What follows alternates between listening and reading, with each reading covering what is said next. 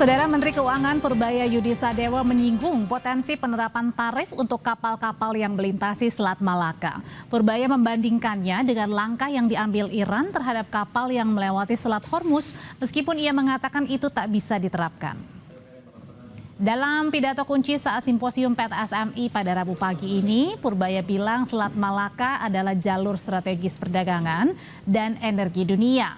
Menurutnya Indonesia bisa saja mematok tarif buat kapal yang melewati Selat Malaka dan berbagi porsi tarif dengan Singapura dan Malaysia. Meski demikian, Purbaya menekankan hal itu tidak bisa dilakukan. Ia bilang pemerintah tidak akan mengambil kebijakan defensif, tapi ofensif yang terukur dengan tetap menjaga kredibilitas fiskal serta mencapai pertumbuhan ekonomi.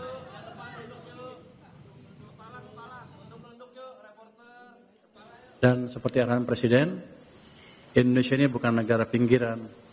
Kita ada di jalur strategis perdagangan dan energi dunia. Tapi kapal lewat Selat Malaka nggak kita charge ya. Nggak tahu betul apa salah. Sekarang Iran mau nge-charge kapal lewat Selat Hormuz katanya. Kalau kita bagi 3, Indonesia, Malaysia, Singapura, lumayan kan? Punya kita jalurnya paling besar, paling panjang. Singapura kecil, Malaysia sama kita bagi 2 lah. Kalau bisa seperti itu, tapi kan nggak begitu. Mengenai kemunculan kapal perang Amerika Serikat di Selat Malaka, Menlu Sugiodo menyebut hal tersebut adalah hal biasa dilakukan militer AS dalam tataran Freedom of Navigation Patrol atau FONOPS.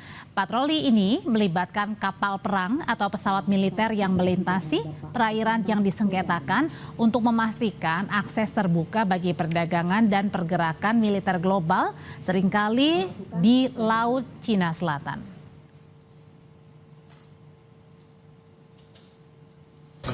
Kapal perang Amerika Serikat ada di Selat Malaka dan banyak mengkhawatirkan adanya eskalasi juga banyak.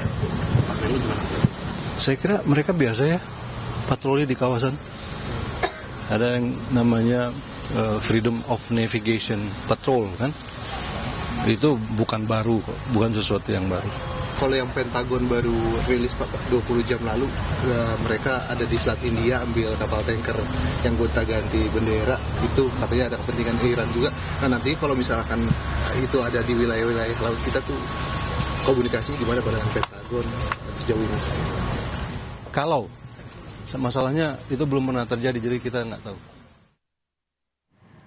Sementara Ketua Komisi 1 DPR fraksi PDI Perjuangan Utut Adianto mengatakan aktivitas kapal AS yang melintasi Selat Malaka tidak perlu dikhawatirkan karena bukan dalam konteks berperang dengan Indonesia.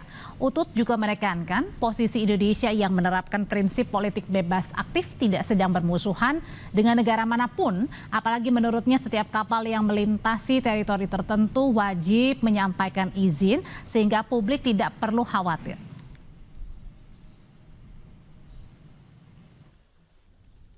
Yang jelas mereka tentu tidak memerangi Indonesia.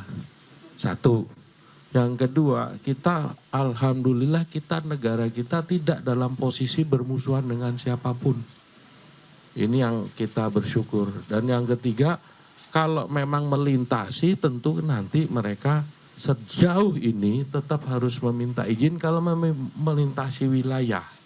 Jadi kalau kekhawatiran dia melakukan manuver atau apa pendudukan terhadap kita, tentu itu kekhawatiran berlebihan.